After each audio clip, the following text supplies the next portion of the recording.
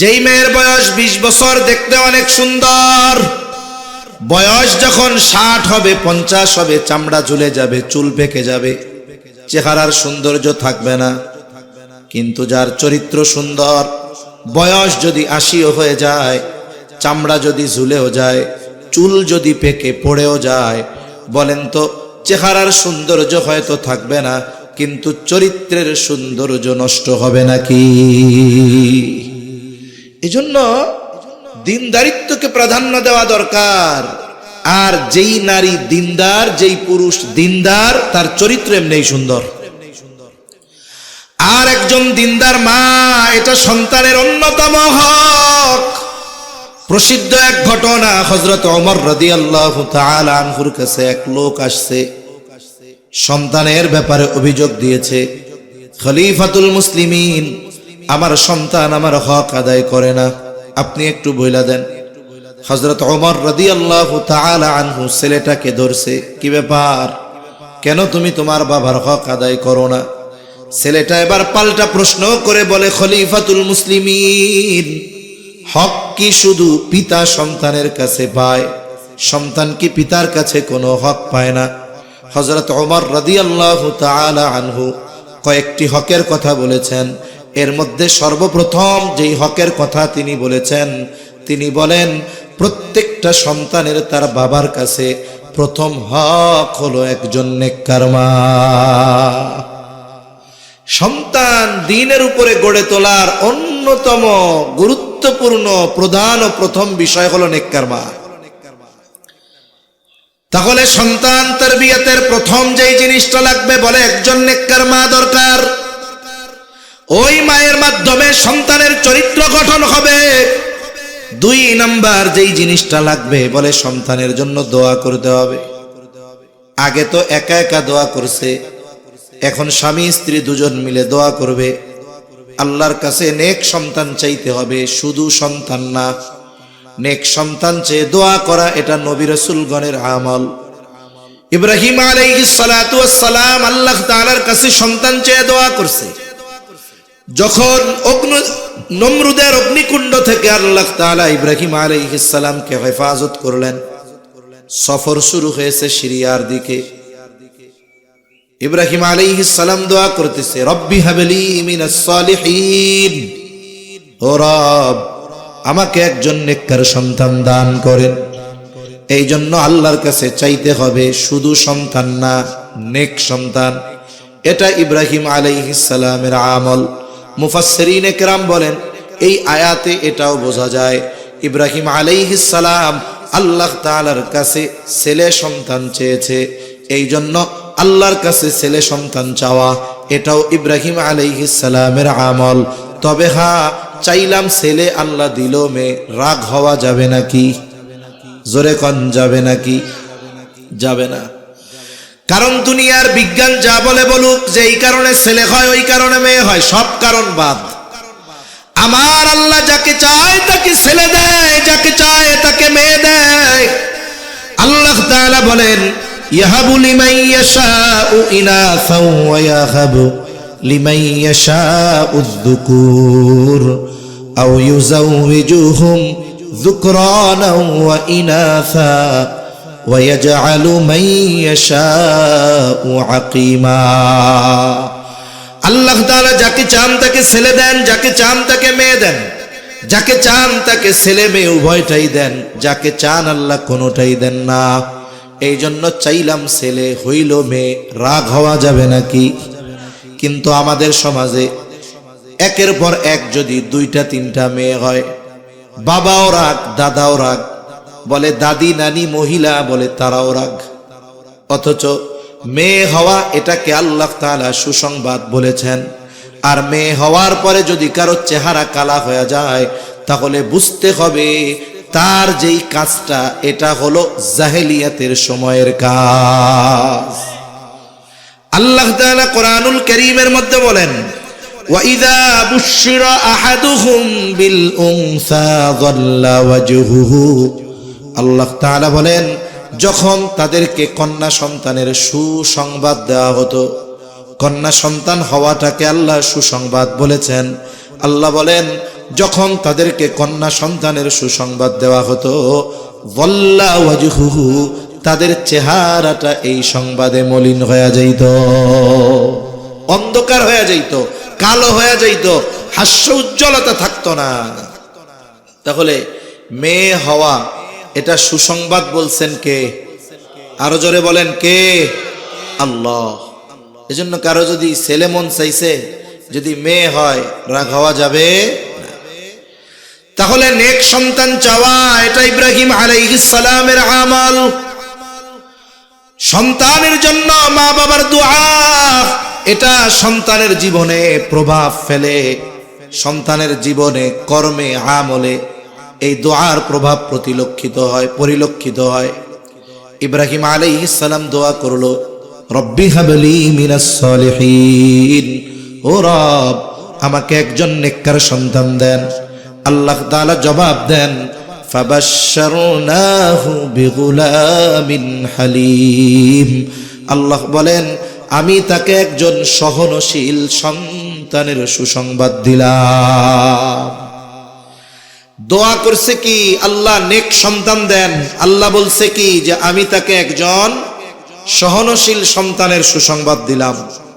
সহনশীলতা, হালিম, এটা এমন একটা গুণ, বলে এই গুণে যেই ব্যক্তি গুণান্বিত বাকি ভালো গুণ সব তার মধ্যে পাওয়া যায়। যিনি হালিম তিনি আবেদ, যিনি হালিম তিনি শাকির, যিনি হালিম তিনি সাবের, যিনি হালিম তিনি শাকির। এক কথায় সব ভালো গুণ তার মধ্যে পাওয়া যায়। ঘটনা বলা উদ্দেশ্য না, কিন্তু একটা বিষয় আপনাদের বলা আমার উদ্দেশ্য।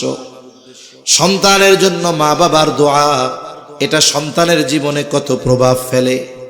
এই জন্য আমরা সব সময় সন্তানদের জন্য নেক দোয়া করব। নবীজিও শিখাইছেন সন্তানের জন্য নেক দোয়া করতে বলছেন, বদ দোয়া না।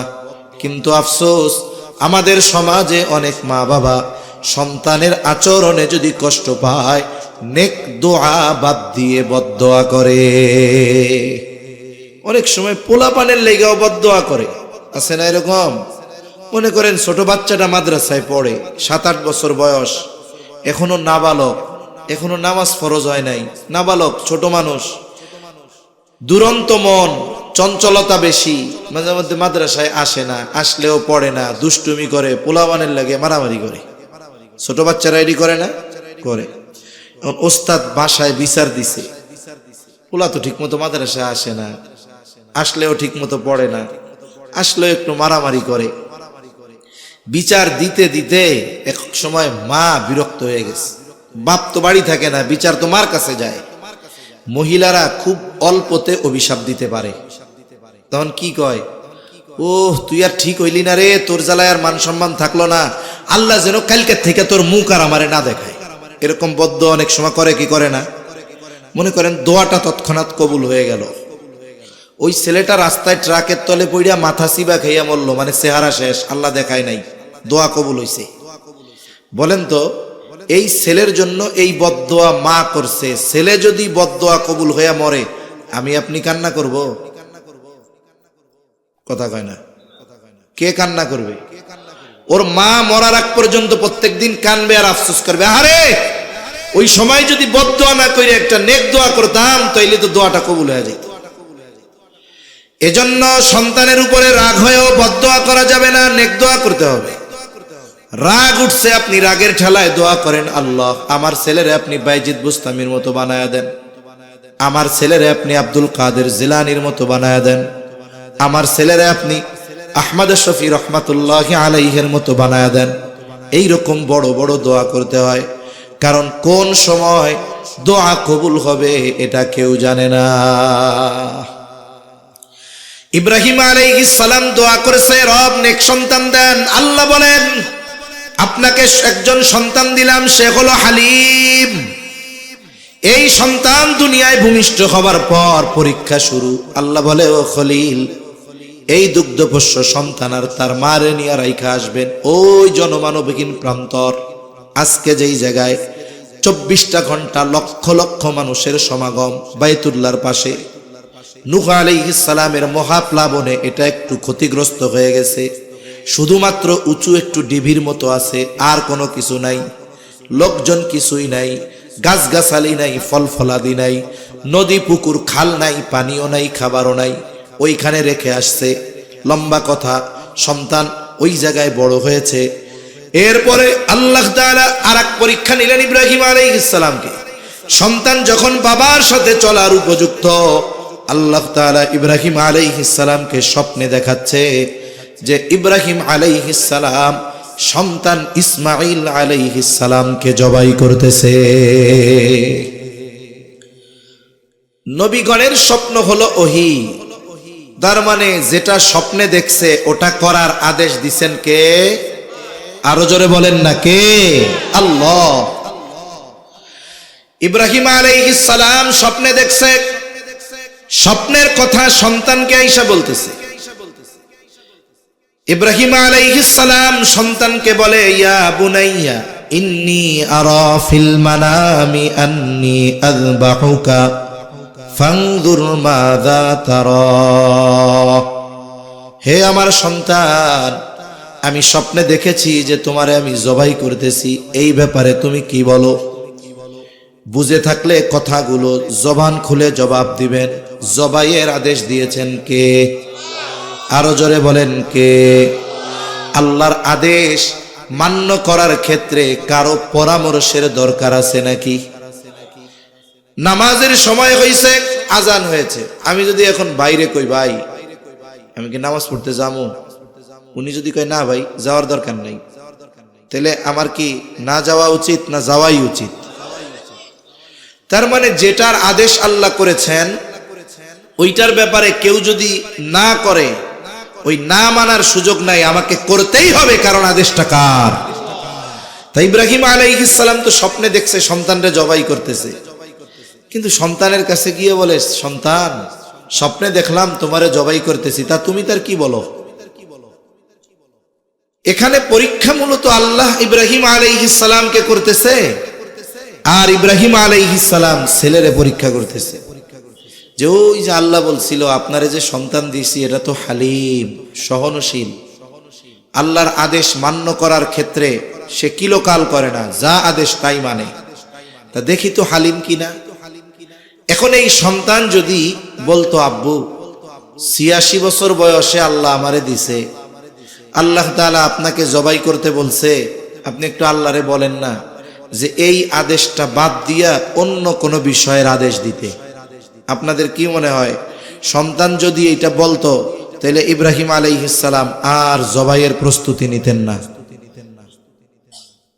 আপনারা মনে হয় কথা বুঝতেছেন না, তাই না? কি বুঝছেন? আমি আপনাকে কই নাই তো, আমি উনাকে জিজ্ঞাসা করতেছি।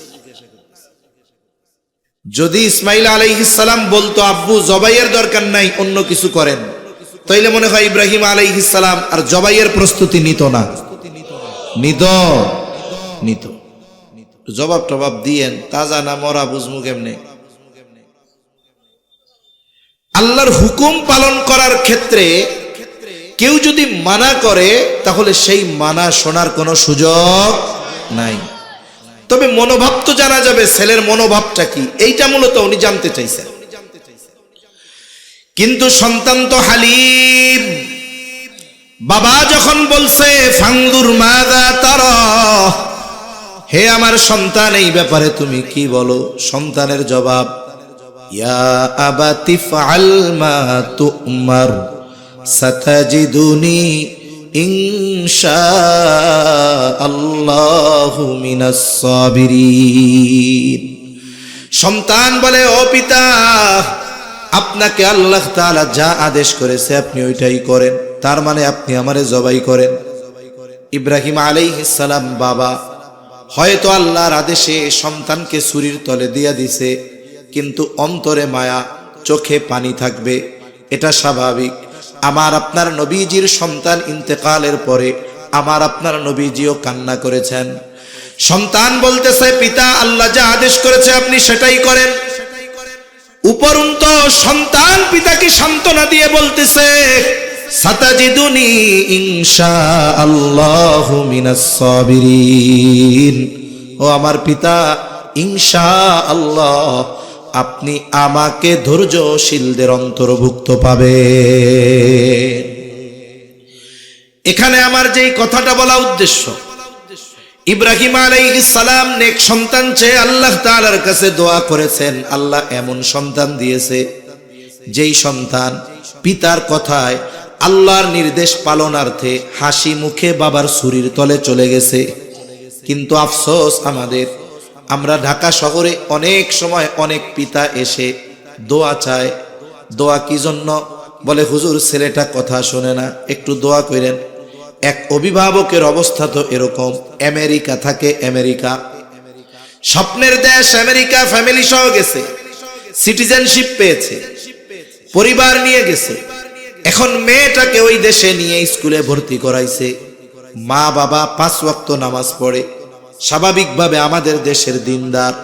কিন্তু সন্তানটাকে যখন ওই দেশের সিলেবাসে দিয়েছে, যেখানে নাস্তিকতা, কুফুরি, অশ্লীলতা, বেহায়াপনার সিলেবাসে ভরা, এখন মেয়েটা আস্তে আস্তে নাস্তিকতার দিকে চলে গেছে।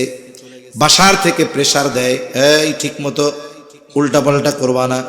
কিন্তু সে চলে তো বন্ধুদের সাথে, তার শিক্ষা হয়ে গেছে দিনহীন শিক্ষা। এইবার মেয়েটা আস্তে আস্তে বড় হলো, বন্ধুরা পরামর্শ দিয়েছে, এখন তোমার বয়স 18, তুমি এখন স্বাধীন, তোমার মা বাবা তোমারে ডিস্টার্ব করে, 1 নম্বরে একটা জিডি করো। থানায় ওই মেয়ে মা বাবার নামে জিডি করছে। এবার বন্ধুরা বলছে এখন তুমি স্বাধীন, তোমার যা মন চায় করতে পারবা, তুমি একটা পার্মানেন্ট জব ধরো, চাকরি। পার্মানেন্ট এক জায়গায় কাজ করে। মেয়েটা একা বাসায় থাকে, গোটা গায়ে ট্যাটু আইকা ফেলছে, মুসলমানের সন্তান। শুধু তাই না, অবাধ যৌনচার আর অশ্লীলতায় তার জীবন ভরপুর। মা বাবা কান্নাকাটি করে আর বলে হুজুর একটু দোয়া করেন, তদবির শিখায়া দেন, কেমন করে মেয়েটারে লাইনে আনা যায়। আমি তো কিছুই জানি না। মা বাবার কথা এইরকম, তাহলে সন্ধান দেন, যদি কুফুরি কালাম করা লাগে এটা করে হলেও সন্তানরে ফিরায় আনতে হবে। সন্তান অবাধ্য হয়ে গেছে সর্বোচ্চ। এটা তো বিদেশে, দেশে একজন এসে কয় হুজুর ছেলে কথা শুনে না। কেন? কই দুনিয়ার এমন কিছু নাই সন্তানের জন্য করি নাই, যা চাইছে তাই দিছি, কিন্তু কথা শুনে না হুজুর। কি দিছে এখন? ফিরিস্তি শোনায় আর কি, এই দিছি। কয় যা চাইছে তাই দিছি, যা খেলনা চাই তাই দেই। এরপরে হুজুর বাসায় একটা রুমে এসি, সেটা শুধুমাত্র আমার সন্তানের রুমে, আমরা গরমে কষ্ট করি, তারে এসি লাগাই দিছি, খুব ভালো। আমি অফিসে যাই লোকাল বাসে, রিক্সায়, হেঁটে হেঁটে, ওর স্কুলে যাওয়ার জন্য গাড়ি কিনে দিয়েছি, ভালো। কই হুজুর যখন ছুটির সিজন হয়, ছুটি হয় শিক্ষা প্রতিষ্ঠান, দেশ বিদেশের বিভিন্ন জায়গায়, যে জায়গায় যাইতে চাই সেই জায়গায় তারে নিয়ে যাই, সব কিছু করছি হুজুর, কিন্তু এখন ডানে বললে বামে যায়, বামে বললে ডানে যায়, কোনো কথাই শুনে না। মনে মনে কই সবই করছেন, কিন্তু ঠিক মতো দোয়া খায়ের করবার পারেন নাই। যা করার দরকার ছিল এটা করেন নাই। আপনি যা করছেন এতে তো তার জীবনের কল্যাণ নয়, আরো অকল্যাণ হয়েছে। ইব্রাহিম আলাইহিস সালামের দোয়ার ফসল ইসমাইল আলাইহিস সালাম, এই দোয়ার প্রভাবটা কত, যে বাবার কথায় আল্লাহর নির্দেশ পালনার্থে হাসি খুশি চেহারায় ছুরির নিচে চলে যায়। আর আমাদের সন্তান ডানে বলতে যাইতে বললে বামে যায়, বামে বলতে বললে ডানে যায়, একটা কথাও শুনে না। এই অভিযোগ অনুযোগ অনেক অভিভাবকের আছে না নাই? দোয়া করা হয় নাই ঠিক মতো, এজন্য এই অবস্থা। এজন্য সন্তানের জন্য বেশি বেশি নেক দোয়া করা, এটা সন্তান তারবিয়াতের অন্যতম একটি অংশ। দোয়ার প্রভাব হয়তো আমরা দেখতে পারি না, কিন্তু দোয়ার প্রভাব এই সন্তানের জীবনে প্রভাব ফেলে। এখন নেক দোয়া করবে স্বামী স্ত্রী 2 জন মিলে, দোয়া চলতেছে কিন্তু সন্তান হয় না। এখন চিকিৎসা করানো সুন্নাত, চিকিৎসা করাবে। ডাক্তার দেখে শুই না টেস্ট টুস্ট কইরা বলে আপনাদের 2 জনের কোনো অসুবিধা নাই, কিন্তু সন্তান কেন হয় না এটা আমরা জানি না। এমনও আল্লাহর বান্দা 3-4 দেশে চিকিৎসার জন্য গেছে, যেখানেই যায় টেস্ট করার পরে বলে সব ঠিক আছে, কিন্তু কেন হয় না আমরা জানি না। বাংলাদেশেও রেজাল্ট এক, ভারতেও এক, থাইল্যান্ডেও এক, আরো এক জায়গায় কোন জায়গায় গেছে, সব জায়গায় এক। এখন এই যে অসুস্থতা নাই কিন্তু সন্তান হয় না, এই সময় অনেক মানুষ শয়তানের ধোঁকায় পড়ে যায়। বিশেষ করে গ্রামের কিছু মানুষ আছে, তারা তখন বলা বলি করে, শোনো, সব কিছু ডাক্তার ইঞ্জিনিয়ার দিয়া হয় না, কিছু বিষয়ের জন্য ফকির কবিরাজ লাগে। বলে না এরকম? মিয়া, সব জায়গায় ডাক্তার দিয়া কাম হয় না। ওই জায়গায় এক দরবার আছে, গরম গরম, ওই জায়গায় গেলেই বুলাবান হয়ে যায়। গ্রামের ভাষায় কয়, মাল যায় যার ইমান যায় তার। ওর তো টার্গেট একটা সন্তান, এখন গেছে ওই জায়গায়। ওই ফকির আমাকে এলাকায় আছে এরকম, এই জন্য কইতেছি। আমাকে ওটা কি করে, ওই জায়গায় পাশে বলে, যাওয়ার পরে বলে যে অমুক দিন আমার মেলা বা ওরস, এখন এই মাজারের নামে একটা গরু মানত করো। ও চিন্তা করে, লাখ লাখ টাকা ডাক্তারের কাছে দিছি, একটা গরু 50,000, অসুবিধা কি? যদি পোলাপান হয়তো হইল। এখন বলেন তো, আল্লাহ ব্যতীত অন্য কারো নামে মানত করার সুযোগ আছে? সুযোগ নেই। এইবার ওরে বলবে সব হয়ে যাবে, সমস্যা নাই, তুই 7 ঘাটের বা 20 ঘাটের 21 ঘাটের পানি আনবি, 21 গাছের গোলাপের কাঁটা আনবি, 21 গাছের বড়র পাতা আনবি, এরপরে শ্মশানের কবরস্থানের মাটি আনবি, এইগুলা দিয়ে গুলাইয়া টুলাইয়া আমাবস্যার রাত্রে গোসল করালে তোর পোলাপান হয়ে যাবে। কেউ যদি বিশ্বাস করে এগুলোর দ্বারা সন্তান হয়, তাইলে আল্লাহ চাইলে হবে সন্তান, ওগুলোর কারণে হবে না। কিন্তু বিশ্বাস যদি করে সন্তান হইছে এই কারণে, হয়তো সন্তান পাবে কিন্তু ঈমান থাকবে না। ঠিক কিনা বলেন? এই জন্য সাবধান। এরকম যদি কারো হয়, হতাশ হওয়া যাবে না। চাইতে হবে কার কাছে?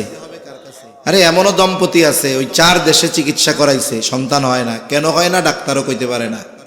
এরা চলে গেছে হজে, স্বামী স্ত্রী 2 জন মিলে আল্লাহর কাছে কান্নাকাটি করছে, রোনাজারি করছে, হজ কইরা আসছে, দোয়াটা হয়তো কবুল হইছে, 1 বছর হইতে পারে নাই, আল্লাহ তাআলা তাদের কোল জুড়ে সন্তান দান করছে। সুবহানাল্লাহ। আবার যদি কারো ক্ষেত্রে এমন হয়, দোয়া করে সন্তান হয় না, ডাক্তার পরীক্ষা নিরীক্ষা করবার পরে বলে আপনাদের সন্তান হওয়ার সম্ভাবনা নাই। কেন?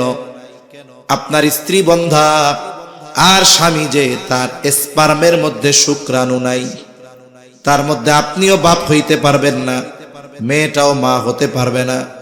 এই যে প্রতিবন্ধকতা, বলেন তো এটাকেও দূর করে সন্তান দেওয়ার ক্ষমতা যার আছে তিনি কে? তবে চাওয়ার মতো চাইতে হয়, ডাকার মতো ডাকতে হয়।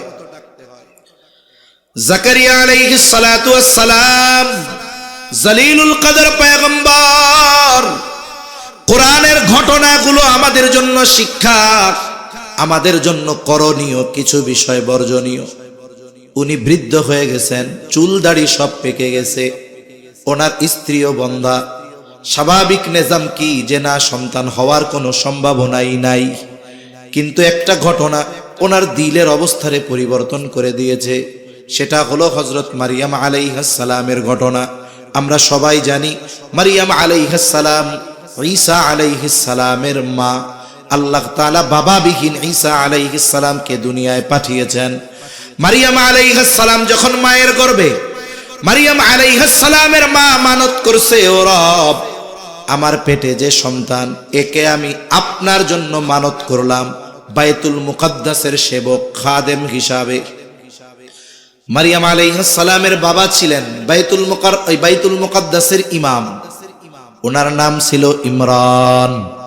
কোরআনুল কারীমে একটা সূরা আছে আলে ইমরান। এই ইমরান আলাইহিস সালাম উনি ছিলেন বাইতুল মুকাদ্দাসের ইমাম। ওনার মেয়ে মারিয়াম আলাইহিস সালাম, উনি যখন মায়ের গর্ভে, ওনার মা মানত করছে, এই সন্তান আমি আপনার নামে মানত করলাম, এ বাইতুল মুকাদ্দাসের খেদমত করবে, ইবাদত বন্দেগী কইরা বাকি হায়াত কাটায়া দিবে, মানত করছে। মুফাসসিরিনে কেরাম বলেন, এইখানে মূলত মারিয়াম আলাইহিস সালামের মা আল্লাহ তাআলার কাছে ছেলে সন্তান চেয়েছে। কেমনে? ওই সময়টাতে বাইতুল মুকাদ্দাসের খাদেম হিসাবে কোনো মেয়েকে নেওয়া হইতো না, নেওয়া হইতো ছেলে। আর উনি মানত করছেন যে আল্লাহ, আমার এই গর্ভের সন্তান আপনার নামে মানত করলাম, ও বাইতুল মুকাদ্দাসের খেদমত করবে, সারা জীবন ইবাদত করে কাটায় দিবে, বিবাহ শাদী করবে না। কেউ যদি মানত করে যে আল্লাহ, আমার এটা যদি ছেলে হয় তাইলে ওরে আমি মাদ্রাসায় দিব, তাহলে কি হইল, যদি ছেলে হয় এই মানত পূরণ করা ওয়াজিব, যদি মেয়ে হয় অসুবিধা নাই, দেওয়া লাগবে না, ওয়াজিব না দেওয়া। কিন্তু উনি তো কোনো নির্দিষ্ট করেন নাই যে ছেলে হলে দিব মেয়ে হলে দিব, না, উনি অনির্দিষ্টভাবে বলছেন গর্ভের সন্তান আপনার জন্য মানত করলাম। এখন উনি আশা করছে যে দোয়া করছি ছেলেই হবে, কিন্তু হইছে গিয়া মেয়ে হইছে। এখন মেয়েকে তো আর বাইতুল মুকাদ্দাসের খেদমতের জন্য নিবে না, ওই সময় ওই প্রচলন ছিল না। ইতিমধ্যে ওনার বাবা ইমরান উনিও ইন্তেকাল করছে। এখন বাইতুল মুকাদ্দাসের ইমাম হলো ওনার খালু জাকারিয়া আলাইহিস সালাম। তবে মানত যেহেতু করছে, বাইতুল মুকাদ্দাসের পরিচালনায় যারা ছিল তারা চিন্তা করছে যেহেতু আমাদের সাবেক ইমাম, তার মেয়ে বর্তমান ইমাম হলো তার খালু, তাইলে আমরা আমাদের আইনটাকে একটু পরিবর্তন করে বাইতুল মুকাদ্দাসের জন্য মারিয়ামকে নেই, যেহেতু তার মা মানত করছে নিতে হবে, করার কিছু নাই। এখন এর রক্ষণাবেক্ষণের দায়িত্ব কে নিবে? ছোট বাচ্চা লালন পালন করতে হবে, বড় হবে। সবার আশা যে আমি এই মারিয়ামের দায়িত্ব নিব। যখন সবাই দায়িত্ব নিতে চায়, এবার সিদ্ধান্ত হলো তাহলে লটারি হবে। লটারিতে যার নাম সে মারিয়াম আলাইহিস সালামের দায়িত্ব নিবে। শুনেন, লটারি কিন্তু শুনলেই যে আমরা অনেক সময় মনে করি যে আমাদের দেশে মাইকে মাইকে লটারি বেছে না 10 টাকা করে, আপনাদের এদিকে আছে 10 টাকার লটারি কিনুন, 2 লাখ টাকার পালচার জিতুন, আছে না নাই? কতজন 10টা কিনে, দোস্ত যদি লেগে যায় হারাম। কি জোরে বলেন, এত আস্তে কনকে? এই লটারি কি জোরে বলেন? রেড ক্রিসেন্টের লটারি আগে অনেক চলতো, 10 টাকায় 40 লক্ষ টাকা, হারাম। কি জোরে বলেন? হারাম। যাক, আমি লম্বা ব্যাখ্যার দিকে যাব না, কথা এমনি অনেক হয়ে যাইতেছে। এখন লটারি কি? এই লটারি হলো কি? এটা কোনো টাকা পয়সার লটারি না, তো দায়িত্ব সবাই নিতে চাই, কিন্তু নিতে তো পারবে একজন। এখন ওই একজনকে এটা লটারির মাধ্যমে নির্ধারণ করা হবে, এই লটারি জায়েজ, কোনো অসুবিধা নেই। এখন লটারি দিল, প্রথমবার নাম উঠছে হযরত জাকারিয়া আলাইহিস সালামের। সবাই কয় আবার দেন। দ্বিতীয়বার আবার দিছে, আবার জাকারিয়া আলাইহিস সালামের। না না, আবার দেন তো, এইবার যার নাম উঠে সে হবে। আবার লটারি দিছে, আবার নাম জাকারিয়া আলাইহিস সালামের। পরপর 3 বার। আল্লাহ তাআলাও চাইছেন এইটা, যে সবাই তো দায়িত্ব নিতে চায়, তবে মারিয়ামের খালু সে যদি দায়িত্ব নেয়, তার রক্ষণাবেক্ষণ করবে তার খালা, এই জায়গা যত্ন বেশি হবে। মারিয়াম আলাইহিস সালাম খালার ঘরে আস্তে আস্তে বড় হইছেন। কিছুদিন পর ওনার জন্য বাইতুল মুকাদ্দাসের সাথে একটা আলাদা রুম করা হলো। উনি দিনের বেলায় ওই জায়গায় ইবাদত বন্দেগী করেন, আর রাতের বেলা খালার কাছে থাকেন। সময়ের সাথে সাথে তিনি প্রাপ্তবয়স্কা হয়ে গেছেন। পবিত্রতা অর্জনের গোসলের জন্য তিনি এক জায়গায় কাপড় টানাইছেন। যখন তিনি পবিত্রতা অর্জনের গোসল করবে, হঠাৎ একজন সুদর্শন যুবক ওনার সামনে হাজির। উনি দেখে ভয় পেয়ে গেছে। ভয় পেয়ে সাথে সাথে আল্লাহ তাআলার কাছে দোয়া করতেছে। তিনি দোয়া করে আল্লাহ তাআলার কাছে বলেন, ক্বালাত ইন্নী আউযু বিররহমানি মিনকা ইন কুনতা তাকিয়া। একজন সদ্য প্রাপ্তবয়স্কা হওয়া মেয়ে যখন তার সামনে একজন সুদর্শন যুবক আসবে, ওর তো ভিতরে ভয় কাজ করবে। আল্লাহর পরীক্ষাও হতে পারে মারিয়াম আলাইহিস সালামের ব্যাপারে, কিন্তু পরীক্ষায় উনি পাস। দেখার সাথে সাথে বলতেছেন, ইন্নী আউযু বিররহমানি মিনকা ইন কুনতা তাকিয়া, আমি দয়াময়ের কাছে তোমার ব্যাপারে আশ্রয় চাই যদি তুমি খোদাভীরু হও। কারণ তার চেহারার মধ্যেও খোদাভীরুতার ছাপ রয়েছে, এজন্য বলছে তুমি যদি আল্লাহ ভীতু হও তাহলে আমি আল্লাহর কাছে দয়াময়ের কাছে তোমার থেকে আশ্রয় চাই। এবারে যুবক সাথে সাথে পরিচয় দিল যে আমি কোনো সাধারণ মানুষ টানুষ নয়। উনি বলতেছে, ক্বালা ইন্নামা আনা রাসূলু রাব্বিক লিআহাবা লাকি গুলামান যাকিয়া। এবার ওই মানবরূপী ফেরেশতা বলে, ইন্নামা আনা রাসূলু রাব্বিক, আমি তোমার রবের পক্ষ থেকে প্রেরিত হয়েছি, তোমাকে আল্লাহর পক্ষ থেকে একজন সন্তান দেওয়ার জন্য আসছি, ছেলে সন্তান। মারিয়াম আলাইহিস সালাম অবাক হয়ে বলেন, কি বলো? ক্বালাত আন্না ইয়াকুনু লি গুলামু ওয়ালাম ইয়ামসাসনি বাশারু ওয়ালাম আকু বাগিয়া। কি বলতেছো? আমার ছেলে হইব? আমারে কোনো পুরুষ স্পর্শ করে নাই, আমি ব্যভিচারিণীও নয়, কেমনে আমার সন্তান হবে?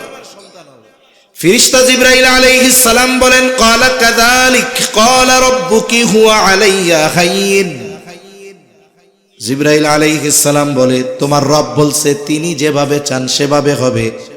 হুয়া আলাইয়া হাইয়্যিন, আর সন্তান দেওয়া এটা তার জন্য অতি অতি সহজ।